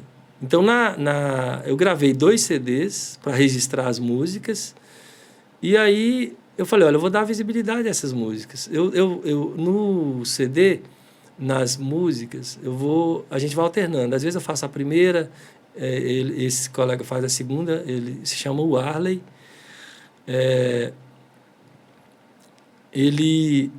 Mas na maior parte das músicas, o Warley que faz a primeira e eu faço a segunda, né? Mas o que me motivou a colocar as músicas no YouTube? Eu sempre gostei de compor, ia compondo, e às vezes a gente inspirado, assim, vem uma coisa no sonho, às vezes eu sonhei com uma música, ou às vezes eu estou tocando violão, surge uma melodia interessante, uma frase interessante, e eu já começo por ali. Eu sempre componho pela melodia e uma frase, pelo menos, ou pelo refrão, e vai assim, melodia e letra. E em 2009, eu fiz uma música, comecei a compor, e essa música começava numa tonalidade e no refrão ela mudava de tonalidade. Como tinha a segunda parte, ou eu modulava, para quem não entende aí o que é modulação na música, eu tenho que ir para uma outra posição, por exemplo, eu estou em Sol. Aí a música terminava em Dó maior e ela tinha que voltar para Sol maior. Só que ela terminava em Dó maior. Então, se eu quisesse cantar a segunda parte, sem modular, eu tinha que cantar a segunda parte em Dó maior. E aí, se eu quisesse voltar para Sol, aí eu tinha que fazer Lá com sétima, Lá maior, ir para Ré maior, e aí voltar para Sol maior. Isso chama modulação. Não fica... Tem gente que usa essa técnica e fica muito legal. Mas eu optei por desistir da música. Não veio aquela vontade de terminar a música, desistir, compus outras, fiz outras músicas e tal. E aí desisti da música. Em 2009. Certo. Em 2020, no início da pandemia, eu casado já, eu sonhei que estava escorado em uma cerca de arame farpado. Ao longo dessa cerca tinha uma estradinha e à minha frente tinha um gramado, algumas moitas de capim e alguns arbustos. E aí é uma curiosidade aqui também, Patrick. No sonho eu também não enxergo. Mas o que acontece no sonho é como acontece aqui na vida real. Embora eu não esteja enxergando, mas eu desci do carro, sabia que estava numa rua, vindo para a sua casa, acompanhei a sua voz, sabia que estava na rua, atravessei a rua, entramos aqui. Sei que estou no seu estúdio, que tem um microfone à minha frente, estou com o violão no colo, sei que você está aqui à minha direita e tal. No sonho, o cérebro produz um pouco mais de elementos. Às vezes eu vejo vultos, ele cria um ambiente, né? Então, essa estrada o cérebro criou para mim, criou esse gramado. O cérebro vai usando aquilo que eu vi quando enxergava, aquilo que eu trago na memória, e aí o cérebro vai usando isso, fisionomias, né, de pessoas. Então, você, quando sonha, não vê imagens? Não vê nitidamente também? não. Não, né? Não. Olha só. Mas o cérebro cria alguma coisa, um vulto, alguma coisa ali, um ambiente, uma história, uma situação, que eu sei, eu reconheço o local. E aí, eu estava nessa cerca. E quem já nasceu cego? Então, o cérebro sempre dá um jeitinho. Dá um jeito, né, de fazer alguma coisa. É assim, se você encontrar 10 cegos, essas 10 pessoas cegas terão histórias diferentes, situações diferentes. Sim, sim. Se você encontrar 10 pessoas de cor negra, de cor preta, na verdade, o termo correto é esse. Sim, sim. Né? Tem muita gente que, inclusive o preconceito é terrível por isso, porque as pessoas olham para a cor da pele e julgam de acordo com o que ela vê, de acordo com as influências culturais que receberam.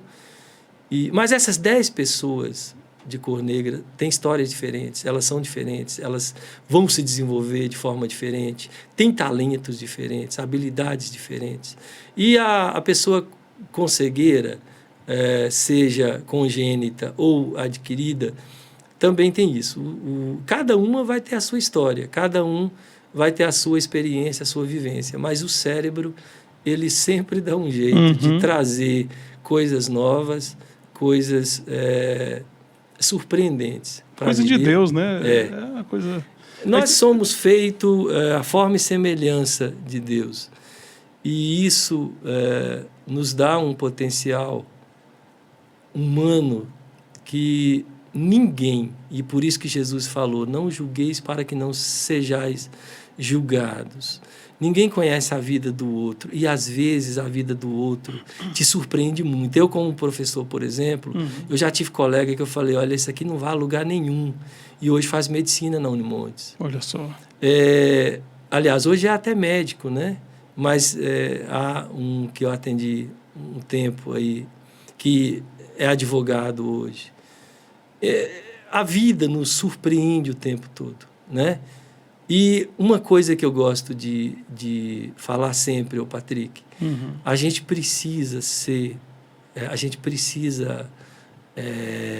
encantar com a nossa vida, com o que a gente faz, com o que a gente fala, a forma como a gente vive. Porque as outras pessoas podem até não te tolerarem, mas você vai ter que te tolerar. Você é espectador de você mesmo. Então, você precisa se encantar com você, com o que você faz. Você pode fazer as suas escolhas, se não está bem, você pode mudar, fazer outra coisa. E é esse encantamento por si mesmo, por si próprio, que mantém essa vibração com a vida, que te dá o combustível necessário para sentir vontade de viver, de construir a sua história, de deixar as suas marcas. Uma hora todo mundo vai partir. E uma forma também de deixar a minha marca, a minha história, é esse livro. Esse livro aí, Casos Fatais entre Fatos Casuais, na verdade são contos baseados em fatos reais, mas há contos que são puramente ficção. Eu coloquei o nome Casos Fatais entre Fatos Casuais porque eu abordo uma linha de terror e outros contos que são apenas situações do cotidiano. Eu estava olhando aqui. O livro, por exemplo, aí o conto A Velha Porteira foi baseado na minha história. Tá. Leia, já está saindo a 2ª edição. Alguns contos aí foram revisados, né? E nessa 2ª edição ele vem com... Todos os contos serão ilustrados e é outra mania que eu tenho. Eu não enxergo, mas gosto de ilustrar os contos. Aí eu tenho uma pessoa lá do Rio de Janeiro que fez as ilustrações para mim e alguns contos foram revisados. Eu estou vendo aqui que, Jorge, a primeira Sombra de Assombração está na página 13. É interessante que agora eu procurei mesmo pessoas que pudessem falar sobre o lobisomem. E eu fiz até uma matéria a respeito do lobisomem. Isso é coisa que os nossos avós, bisavós contavam para a gente sobre essa questão de lobisomem. E eu tive a sorte de encontrar um senhor de 91 anos que falou a respeito do lobisomem e da mula sem cabeça. Sério? Também. Está aqui no podcast. Tá, vai acompanhar. E também a dona Bertolina, que falou sobre... uma coisa tão interessante, quando fala sobre esses assuntos de assombração. Eu já fui, a minha mente está povoada com isso, né? Com essas crendices também. Isso acho que apavorou. Nossa, como apavorou. É o caso que a gente estava contando também de uma figura que é uma lenda viva, que é o Pedro da Rebeca, que eu também tive a sorte. Andou lá pelo Riachão também, conheci. Eu cheguei a ver, na época eu enxergava. Eu lembro muito bem do Pedro. Quando eu trabalhei em Angicos, passando lá na avenida, subindo para casa, ele estava lá em um determinado local. Essa música que você falou sobre o sonho que você teve. Eu não terminei, vou contar. O que me motivou a colocar no YouTube. Isso. Eu tô lá escorado nessa cerca, já nem me lembrava mais da música, lá em 2009. E aí vem 2 cavaleiros cantando a música. Eles vêm correndo, cantando a minha música, que eu compus lá em 2009. E de longe eu reconheci. Nossa. As vozes eram de Vitor e Léo. Olha só. E eles vinham cantando como se fosse num clipe. E aí, quando chegaram à minha frente, eles começaram a correr em círculo. E aí eles cantavam só o refrão da música. O problema estava no refrão. Aí eles, na minha frente, eles corriam em círculo, iam lá na frente, voltavam bem próximo e cantando os dois com aquela voz belíssima que eles têm, né? E eles vinham cantando o refrão. E a forma como eles cantaram, eles corrigiram aquilo que eu não consegui fazer na época. E o refrão ficou de tal forma que a música começava numa tonalidade e o final do refrão trazia a música para a mesma tonalidade. E, além disso, eu ouvi letras, eles cantando. Então, parte da letra eu ouvi eles cantando. E cantaram tantas vezes que eu acordei por volta de 5 horas da manhã. Aí levantei, fui ao escritório, peguei um gravador digital e gravei. Tem isso gravado até hoje. Eu ouvi, lá tem a data. Eu falo, olha, eu sonhei, o sonho foi assim, assim, assado. Sonhei com Vitor e Léo cantando a minha música. E no mesmo dia eu terminei a música. Olha só. A música, eles cantavam assim... Sertão, eu sei que és terra de gigantes. És duro, mas te amo mesmo assim. Tocando gado ao som do meu berrante. Vivo na estrada, sol e chuva sobre mim. Rapaz, eu arrepio até hoje, assim, com um sonho tão forte, tão claro. E aí eu falei, olha, eu acho que está na hora de dar visibilidade às minhas músicas. São cerca de 70 músicas. 70 Já composições. postei algumas no YouTube, no Instagram. E agora eu vou retomar, eu tenho um amigo em Mirabela, que chama Valdeni. Ele até tocou muito tempo, Valdeni dos teclados. Valdeni, ele me ajuda nessa parte de montar os vídeos, de fazer as gravações. A postagem é lá comigo, né, em Montes Claros, mas a produção do vídeo é com ele. E aí ele parou um tempo por causa de dificuldades financeiras, outras situações, o computador quebrou, e aí a gente está retomando agora. Então, a partir do mês de abril, eu vou retomar aí com as postagens, pretendo colocar todas, inclusive essa que eu tive esse sonho, a música da sogra e muitas outras. Eu fiquei curioso com a música da sogra. Eu vou acessar lá o YouTube de Jorge para ouvir. Eu vou cantar uma música. Essa música se chama Noite Sem Luar. E muita gente pode achar que eu estou falando de amor. E de fato, você está falando de... Eu estou falando da deficiência visual, da cegueira. É a minha queixa com a vida, a minha vontade de voltar a enxergar. E também eu falo dessa superação de barreiras, de ter superado esse momento de dor, de sofrimento pela cegueira. Voltei a estudar, voltei a trabalhar,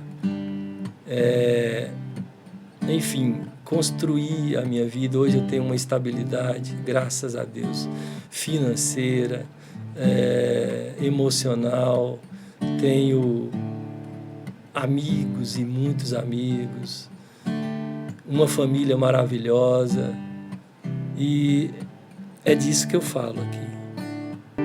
A música, na verdade, ela se chama Noite Sem Luar.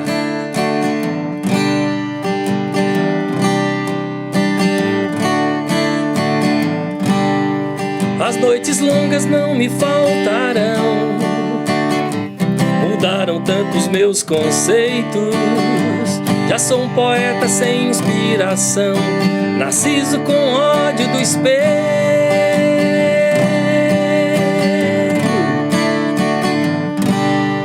Os pesadelos não me deixarão, mas temo apenas o passado. Eu quero chão para poder pisar, deixar as mágoas de lado.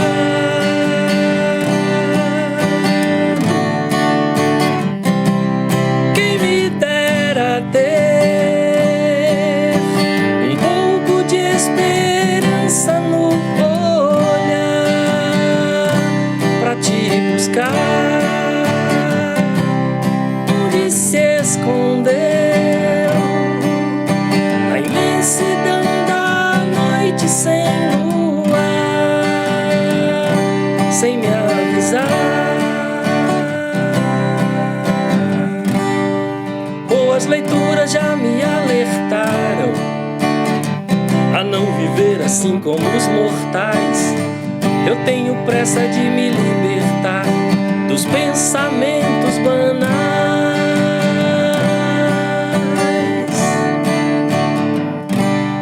Quem sabe um dia nem me lembre mais da consciência encarcerada, daquelas ilusões mirabolantes e simples contos de fadas.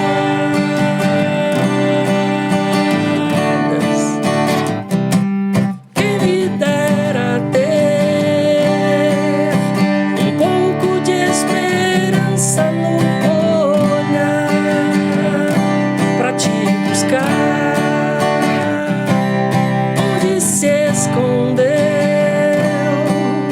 na imensidão da noite sem luar, sem me avisar.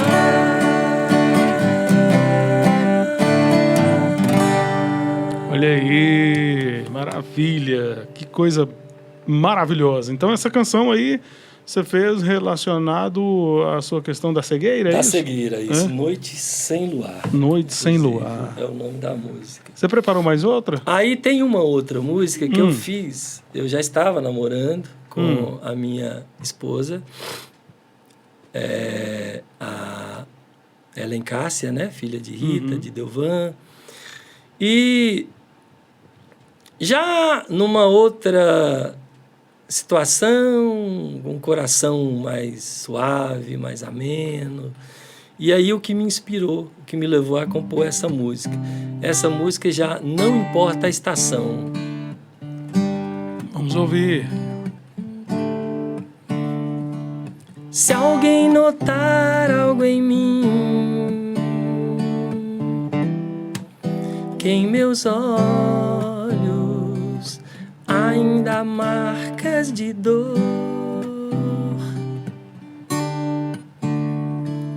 pode dizer por aí que ainda choro, mas cheio de paz e amor.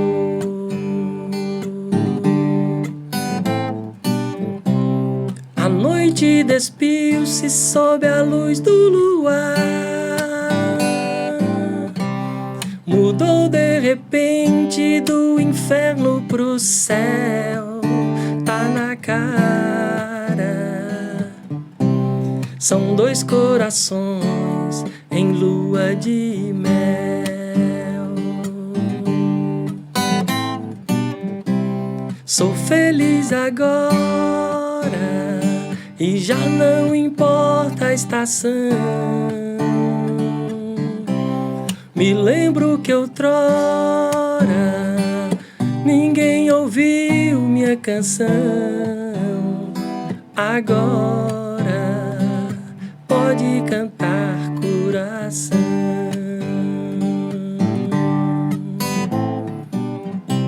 Sou feliz agora e já não importa a estação. Me lembro que outrora ninguém ouviu minha canção. Agora pode cantar, coração.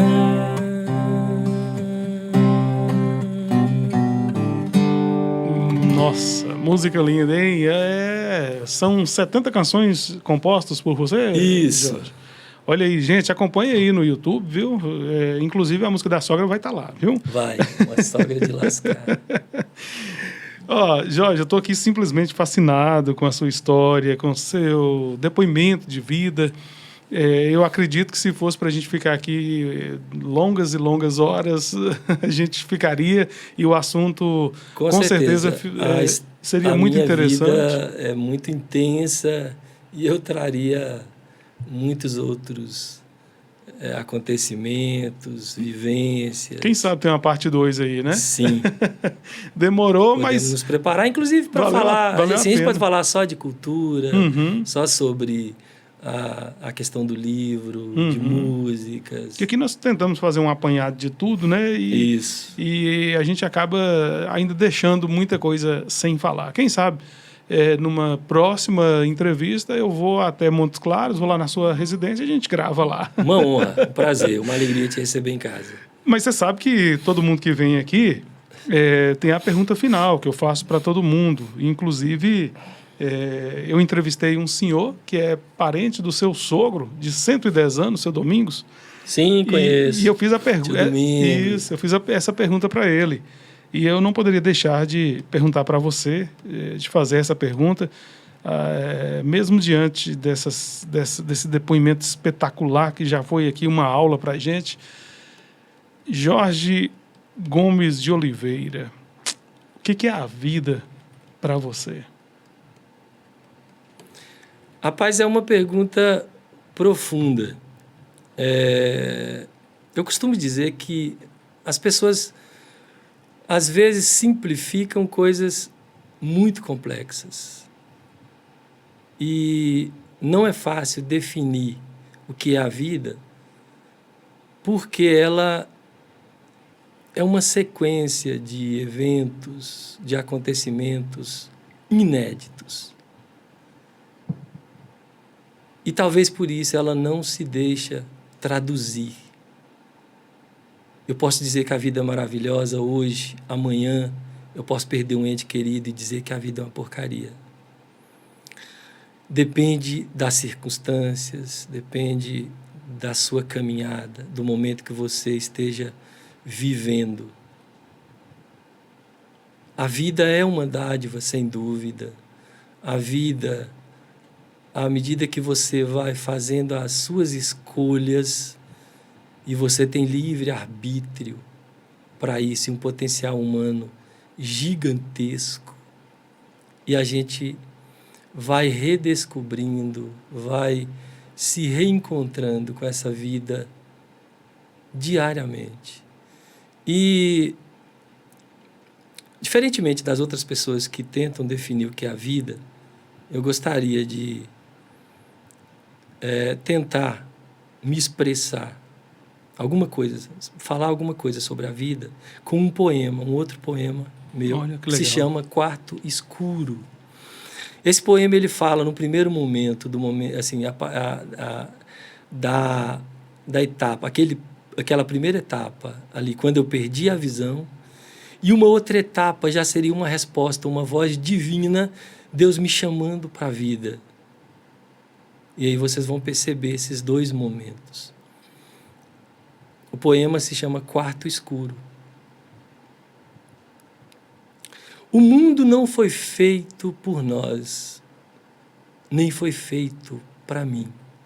Se tudo é tão belo assim, é para ser visto.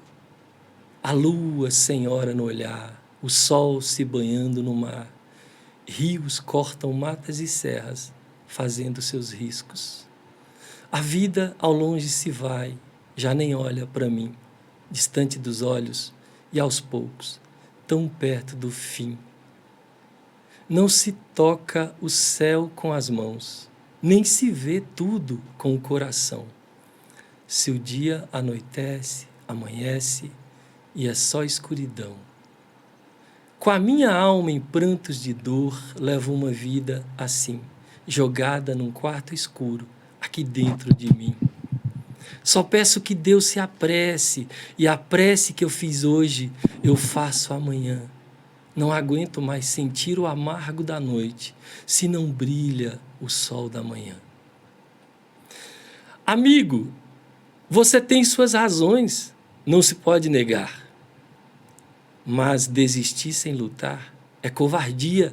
Assim sua alma adoece, no peito há um coração que padece. Cuida da mente, ouça bem, isso não é utopia. A vida está bem aí, só lhe resta notar. No canto das aves, no ar, no assopro da brisa. Prove na pele o calor, sinta o sol, prove na pele o calor, sinta o sol com o cheiro da flor. Desperte na mente a fé. Acredite na vida. Acredite na vida. Olha aí. Eu acho que de todas as entrevistas que eu fiz e fiz essa pergunta, pela primeira vez ela é respondida com um poema tão significativo e demonstrativo em relação à vida. Eu agradeço, viu, professor Jorge, por se disponibilizar, tirar um tempo lá para estar aqui no nosso podcast. E assim, demorou, mas tudo acontece diante da providência e da vontade de Deus. Esse era o momento certo, esse era o dia, e assim como Deus fala com você sempre, eu acredito que essa entrevista aqui hoje, esse bate-papo aqui hoje também foi direcionado por Deus. Muito obrigado, viu? Eu que agradeço, Patrick, agradeço pela oportunidade, pela iniciativa, pelo seu trabalho belíssimo, levar isso para o mundo, levar um pouco da história de Brasília, de Minas, um pouco da história de tantas pessoas que foram entrevistadas e que serão entrevistadas. É um trabalho grandioso, a gente só tem a agradecer por tudo isso, pela atenção, pelo carinho, pela consideração que você tem, não somente pelos brasilminenses, mas pela arte, pela vida, pela vida do outro, né? Inclusive, por tudo isso.